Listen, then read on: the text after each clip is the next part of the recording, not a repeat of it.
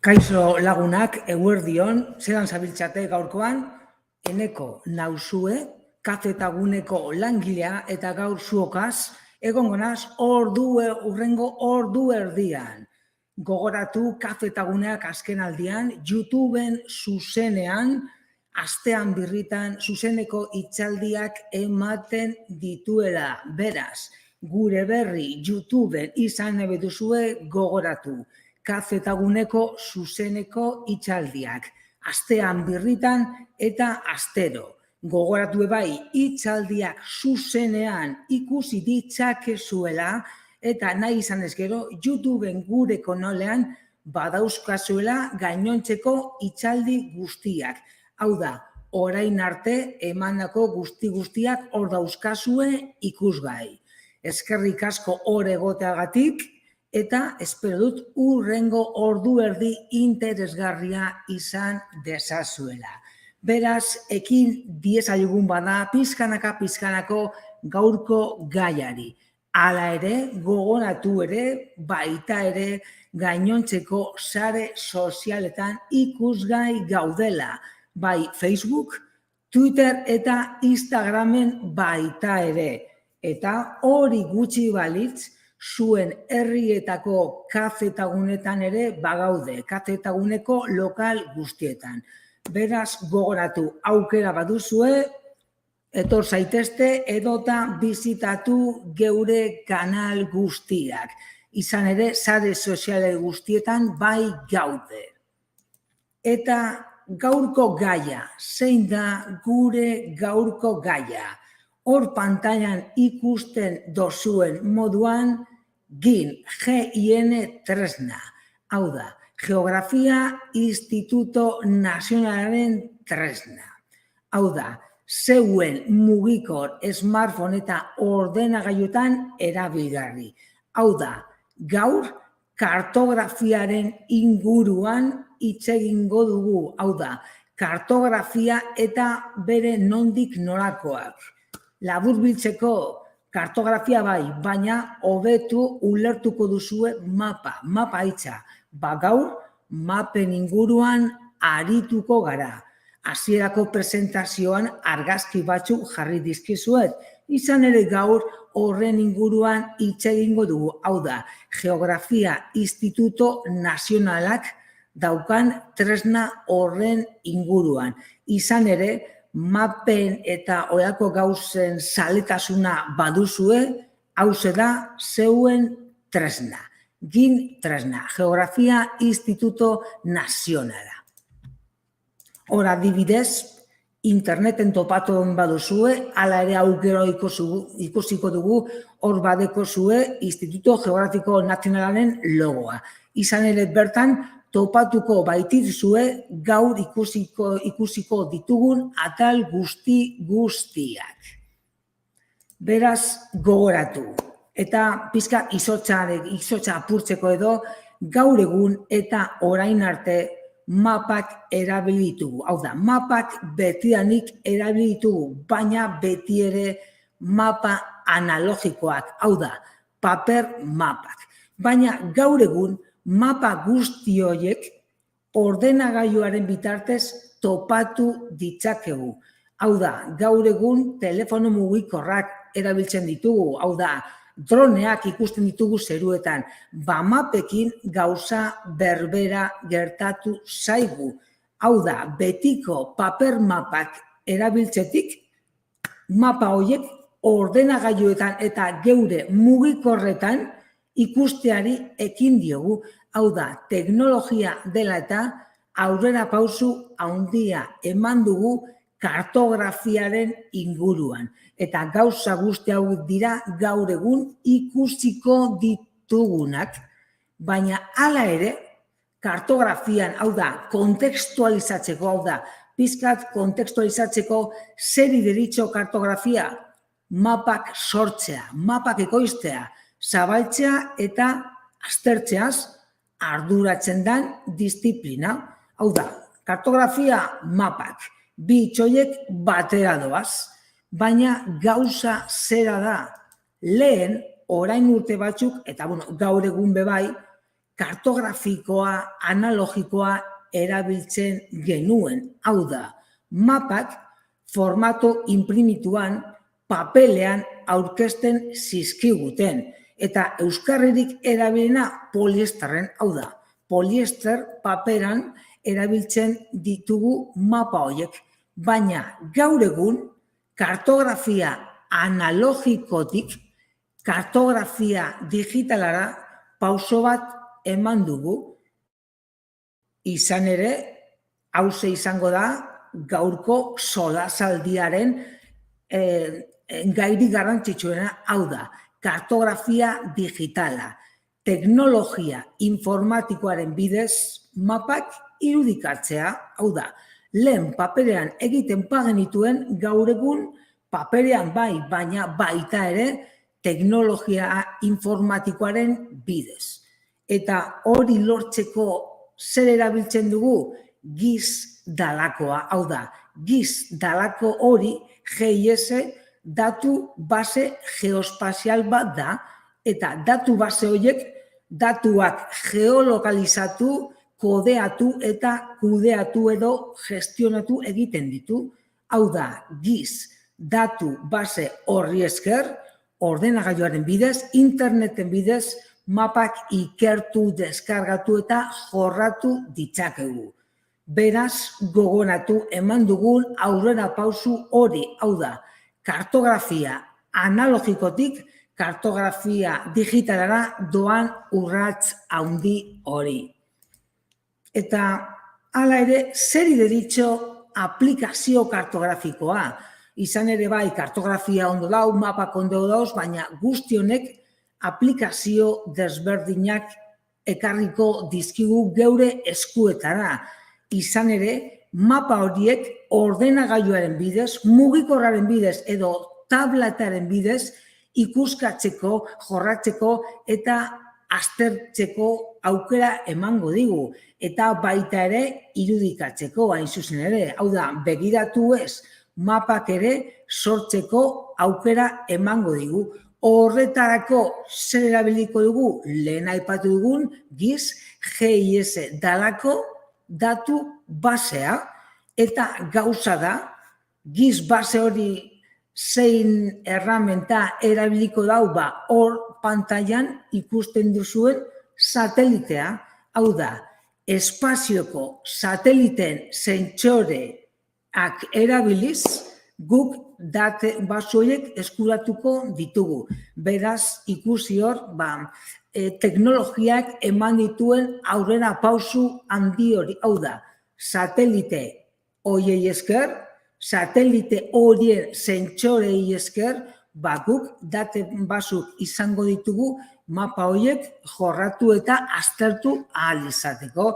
Beraz, gogoratu, azken finean, zeruan eta hainbeste satelite badauz, badauz komunikatzeko eta baina baita ere, kartografia satelite horiei esker aurrera pausu handia eman dau.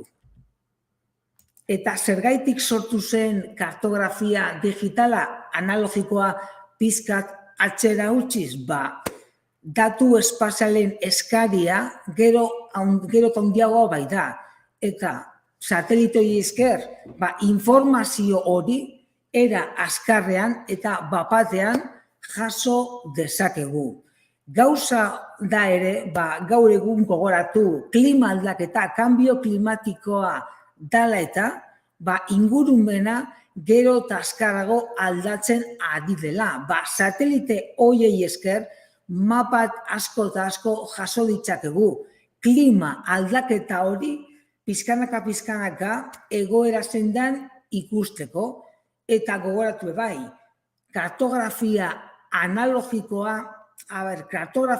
analogikoarekin datu kopuruak txikiagoak ziren. Satelitei esker eta kartografia digitalari esker datu asko eta asko jaso ditzakegu denbora gitxian eta baita ere koste basuan.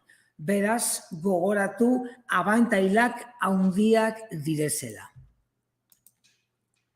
Beraz, lehen esan dudan moduan hori, kantitate handian, hau da, datu asko eta asko jaso ditzakegu, kostea txikiagoa izango zen, kartografia analogikoarekin handiagoa, eta beti ere informazioa berehalakoa izango da. Al instante esaten da moduan, hau da, denbora askorik ez dugu jasan behar informazio hori ikusteko. Adibide bat ipiniko dizue, imaginatu badatorrela, ekaitza badatorrela, guk momentuan satelitei esker eta kartografia digitalien esker pantailan ikus dezakegu horlako ekaitza datorrela. Eta 2 egun barru edo ordu bete barru ekaitza gainean izango dugula. Hori adibide baina ez da izan. Abantaila gehiago dekoz kartografia digital dalako honek. Hau da, kartografia analogikoa oso garestia zan. Datua jasotzeko denbora asko behar genuen, kartografia digitalak honekin apurtu egin da. Hau da, kostea basuagoa izango da, berehalakoa eta datu kantitatea izugarria. Paperezko mapak bebai nahiko nahasiak izaten ziren, hau da, paperak eta paperak, baina kartografia digitalarekin, geruzekin, datu horiek eta mapa horien interpretazioa errezagoa izango zaizue, bai ordenagailua edo mugikorra erabiliz. Beraz, datuak ulert errazagoak. Kartografia digitalarekin lurralde handien interpretazioen mapak lortuko ditugu, hau da, lurralde handiak eta zabalak. Datuak momentuetan, geruzetan banatuak eta oso datu zehatzak. Bai zeuk edo nik, bai mapen edo kartografiaren profesionalak izan ala ez, momentuan ulertzeko. Beraz, pausu horretan nahiko aurrera pausu handia eman dau, izan ere datuak bai profesionalentzat direnentzat edo profesionalak ez direnentzat ulerterrezak bihurtu bai ditu. Honekin jarraituz, zertarako erabiliko dugu bebai kartografia digitala ingurumena zaintzeko. Gogoratu, naturalekiko kontzientzia, hau da, planeta zaintxalekiko kontzientzia gero eta handiagoa dala. Eta mapa hauei esker, kutsadura, ingurumen politikoa eta gero datu gehiago jasoko ditugu. Problemaren kontzientziaz arduratzeko. Gaur egun ingurunean dugun olako problemarik handiena zein den, kanbio klimatikoa dalakoa. Aplikazio hauei esker, aldaketa horiekiko prozedura eta ikusiko dugu. Egunez egun, banan ikusteko eta kontzientzia hartzeko. Hiri adimentsuak edo ciudades inteligentes dalako hau. Gero eta indar gehiago hartzen ari duen kontzeptu dalako hori. Hau da, bizi kalitatea hobeagoa sortzeko diseinatutako hiriak. Aplikazio hauei esker, hiri adimentsuekiko aplikazioak martxan jarriko ditugu. Hala ere, kontzeptu hau geroago argiago ikusiko dugu. Beraz, ingurumena zaintzea eta hiri adimentsuak edo ciudades inteligentes. Hau da, hiritarren bizi kalitatea hobetzeko. Katastroaren kudeaketa, nork ez du noizbait katastroa konprobatu? Kartografia digitalari esker, katastroaren nondik norakoak ezagutu ahal izango dituzue. Baita ere mugak eta propietateak. Imaginatu herrian etxe bat duzuela. Hortik galduta dagoen herri baten. Mapa hauei esker, mugak eta propietateak ikusteko aukera izango duzue. Eta baita ere, turismo eta ekonomia, hau da, bisitarien egonaldien kalitatea handitzeko esperientziak bilatu ahal izango dituzue aplikazio guzti hauei esker. Beraz, abantailak handiak dira. Garraio eta logistika, herrialde bateko, hiri bateko adibidez, errepidea aztertzeko, imaginatu, logistika hobetzeko, eta baita industri lantegiak, bulegoak eta dendan inguruko lurzaroa aztertzeko, imaginatu lantegi bat sortu nahi duzuela, aplikazio eta kartografia digitalari esker, industri hori sortzeko, lur eremua aztertzeko aukera izango duzue.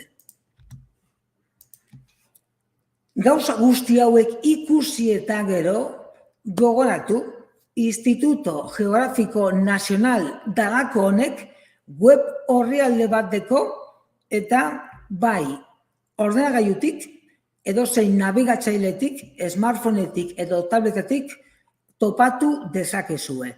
Hor pantailan linka ipini duzuet, hor www.bikoitz.ign.es dalakoa da linka. Hori edozein bilatzailean jarri eta berehala topatuko duzue. Hor pantailan adibidez badekozue logoa ikusgai. Hala ere, hor adibidez, horako irudi batzuk jarri dizkizuet, Googleen adibidez, helbidea jarri eta gero, horako pantaila bat topatuko duzue. Nahiko interfaz ulerterreza da eta erabiltzeko ez duzue inongo arazorik izango. Izan ere nahiko erreza da.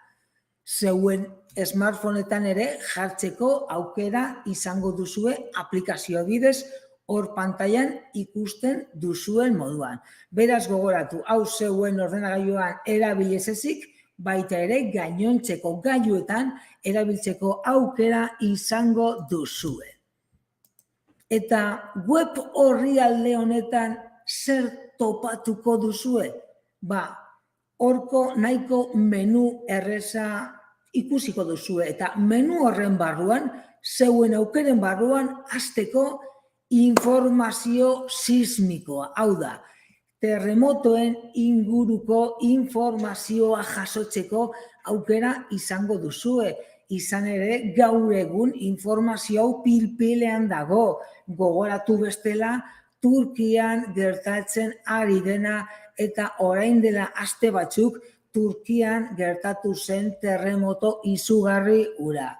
Atal honetan sartzen bagara, azkenean informazio sismikoaren inguruko informazioan hitz jasoko duzue. Hau da, lurrikaren katalogoa, azken lurrikaren buruzko informazioa. Bertan adibidez, Turkiaren inguruko informazioan hitz ikusteko aukera izango duzue. Lurrikararik garrantzitsuenak, bai gaur egungoak eta historian zehar emandako lurrikaren informazio gehiago, une sismikoaren sensoreak eta datu base makrosismikoa ere topatzeko aukera izango duzue. Hau da, 1900 urtetik urtera arte egondakoak eta urtetatik aurrera egondako informazio sismiko guztiaren informazioa. Beraz, gai honen inguruan olako jakin-mina baduzue, sartu zaitezte, eta hor menuan ikusiko duzue informazioko sismikoaren ingurukoan informazio asko. Gogoratu hau, GIN tresna dala, GIN tresna eta Geografia Instituto Nazionala deritzonaren barruan.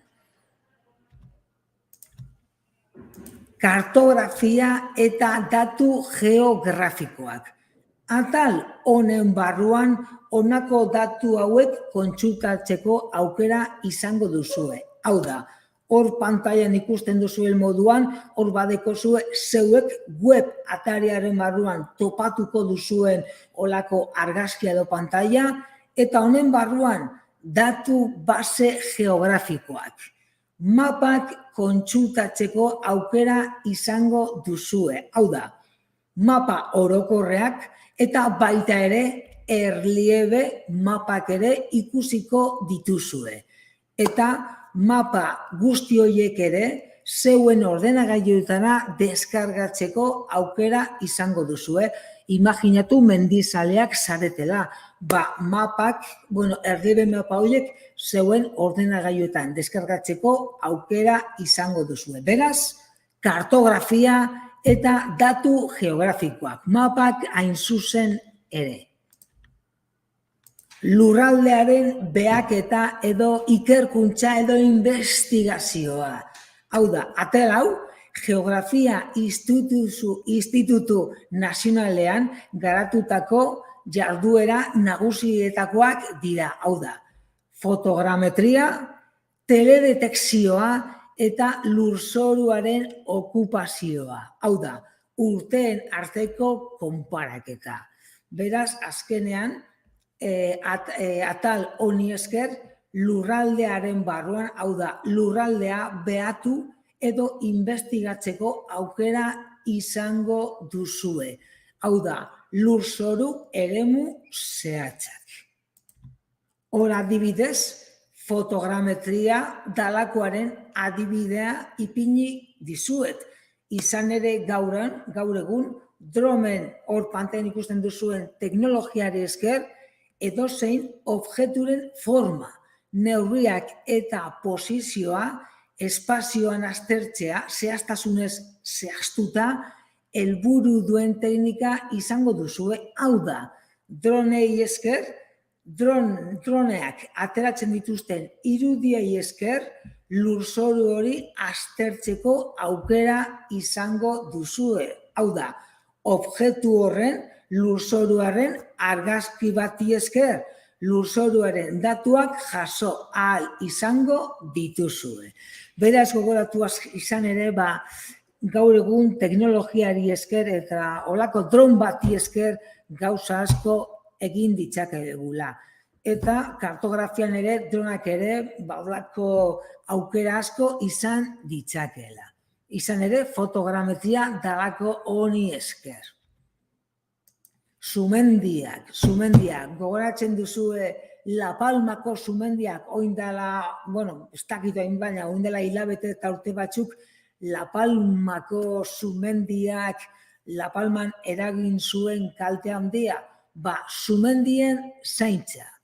Atal bat topatuko duzue, eta berdan sumendien zaintzaen inguruko informazioa jaso ahal izango duzue. Hau da, azken lurrikarei buruzko informazioa, seinale sismikoak, zarata sismikoak, eta baita ere, Kanariar irletako estazio sismikoen zerrenda. Izan ere gogoratu, Kanariar irletan ere estazio sismiko asko dagoezela. Baita ere, Hawaii irletan dauden olako estazio sismikoen informazioa jasotzeko aukera ere izango duzuela. Beraz, sumendikoen inguruan informazio grina baduzue, sartu zaitezte, izan ere nahiko informazioa argia, zehatza eta nahiko ulergaitza ematen baitigu sumendien zaintzan topatuko duzuen atala. Kartoteka, liburutegi eta artxibo kartografikoa bebai. Izan ere, adin guztientzat izan daiteke honako atala, bai txiki zein nagusientzat, izan ere, bertan, liburutegi digital bat topatuko duzue, eta bertan, aintzinako instrumentuen bildumetarako arteko paseo bat emateko aukera izango duzue. Hau da, liburutegi digital honetan, hau da, kartoteka honetan, bai gaur egungo zein aintzinako dokumentuak topatzeko aukera izango duzue. Beraz bai, txikientzat, etxeko txikientzat, zein nagusientzat, erabilgarria izango zaizue. Hor adibidez, olako adibideak ipini dizuet, olako aintzineko dokumentua, hain zuzen ere. Astronomia. Lehen hasieran, olako astronomiaren inguruko argazkia jarri dizuet. Zergaitik, olako gin tresna honetan, hau da, Geografia Instituto Nazionalaren barruan, astronomia dalako ataria ere topatzeko aukera izango baituzue. Hau da, zeruari begiratzeko zaletasuna baduzue, hau oso atal interesgarria suertatuko zaizue. Izan ere, bizita virtualak egiteko aukera izango duzue. Informazio astronomikoa asko, zuzenean denbora errealean, eta baita ere urtekari astronomiko dalakoa. Beraz, astronomia zaleak bazarete, sartu zaitezte eta trasteatu ikuskatu. Izan ere nahiko erabilterreza bai da tresna eta informazio asko jasoko duzue olako astronomia dalako atal honetan. Jebesko behatokia. Ez dakit Jebesko behatokia ezagutzen duzuen. Jebesko behatokia, hor pantailan ikusten duzuen moduan, Guadalajaran topatu dezakezu. Olako azpiegitura izugarria handia da hau Jebeskoa, eta baita ere bizitatzeko aukera izango duzue. Beraz, atal honetan sartuz gero, Guadalajaran dagoen olako behatoki astronomi horri buruzko informazioa jaso dezakezue. Hau da, Jebesko behatokian, Guadalajaran dagoen astronomiaren inguruan behaketa. Informazio gehiagorekin jarraituz, Espainiako Atlas Nazionalare topatu dezakezue web orrialde honetan. Azkenean, atal honetan informazioa kontsulta dezakezue.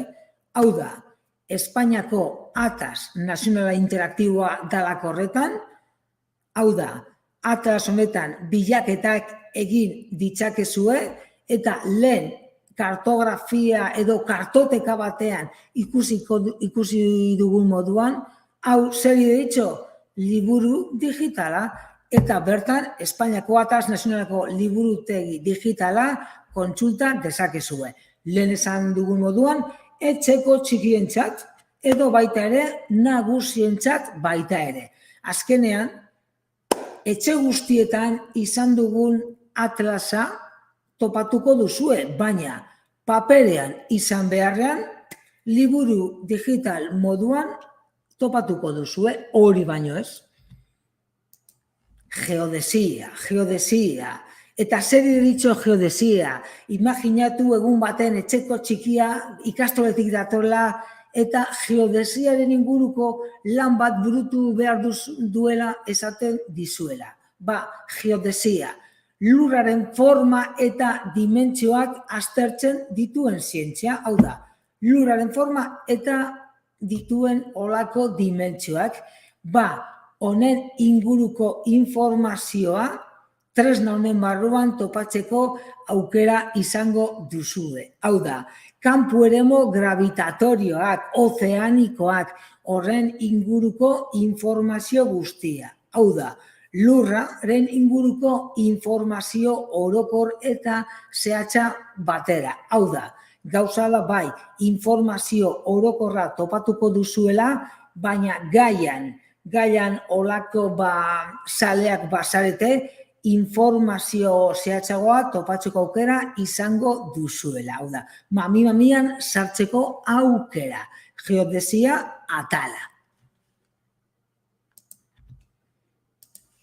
Geomagnetismoa edo gravimetria, hau da, eremu magnetikoen inguruko informazioa, hau da, gravitatearen inguruko mapak bertan ere izango dituzue. Mapa magnetiko eta gravitatorioak, neurketa istazioak eta geomagnetismoaren inguruan egin diren ikasketa guztien inguruko informazioak. Ikusten duzuen moduan informazio asko eta asko topatuko dituzue, baina baita ere mapa digitalak. Hori ere ez ahaztu, hau da, mapa digitalak. Datu espazialen azpiegitura, hau da, atal honen barruan sistema virtual batean integratutako datu, teknologia, politika, estandar eta erabiltzaileen multzoak topatuko dituzue. Azken finean, informazioa geografikoa sarean partekatzeko aukera eta elkarlanean ibiltzearekiko mapak.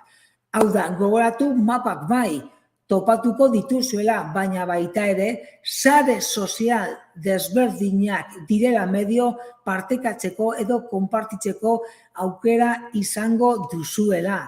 Eta baita ere, zeuen ordenagailu edo mugikorretara deskargatzeko aukera. Beraz, gogoratu, datu espazialak ere bertan topatzeko aukera izango duzue. Erregistro kartografiko, mugaketak eta toponimia. Imaginatu, udal herrian etxe bat duzuela eta udaletxe horretako muga edo lineak investigatu nahi dituzuela, hauze da zeuen atala, hau da, udal mugak aztertzea. Espainiako oinarrizko izendegi geografikoa, hau da, toponimia saleak bazarete berai, hemen ere informazio asko jasango duzue. Eta baita ere, udalerrien eta biztanleria erakundeen izendegi geografikoak.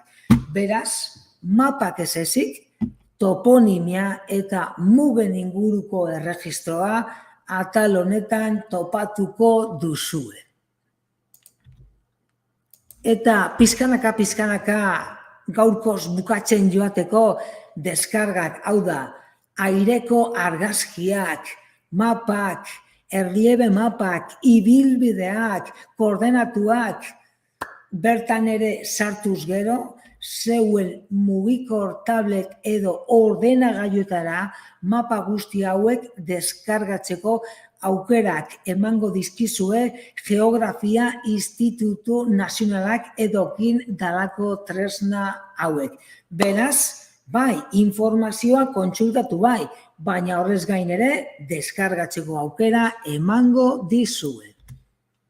Labur bilduz, gaurko gaiarekin bukatuz, gogoratu, web atari honetan sartuz gero, informazio asko ikusteko aukera izango duzuela. Hau da, atal asko topatuko dituzue. Orain arte komentatutako atal guztiak. Jarduerak egiteko aukera, mapetatik espaziora doazen gaien aniztasuna ikasteko edo zeuen semelei irakasteko, mapak txostenak ibilbideak deskargatzeko aukera, eta baita ere kopiak paperean inprimatzeko, hori ere ez gogoratu bai. Mapak ordenagailuetan ikusteko aukera izango duzuela, baina mapetak ere inprimatzeko aukera emango dizuela. Mila esker gaurkoan gugaz, kafetaguneagaz egoteagatik, gogoratu hitzaldia baduzuela berriz ere entzungai eta ikusgai YouTubeko gure kanalean, eta aste honetan ostegunean bebai, erdaraz, entzungai eta ikusgai izango duzuela gaurko hitzaldia. Mila esker, eskerrik asko, gogoratu, jarraitu etxetik trebatzen gure YouTubeko kafetaguneko kanaletik, eta egun ona izan dezazuela, eta gogoratu, laster aste, ondo izan, agur!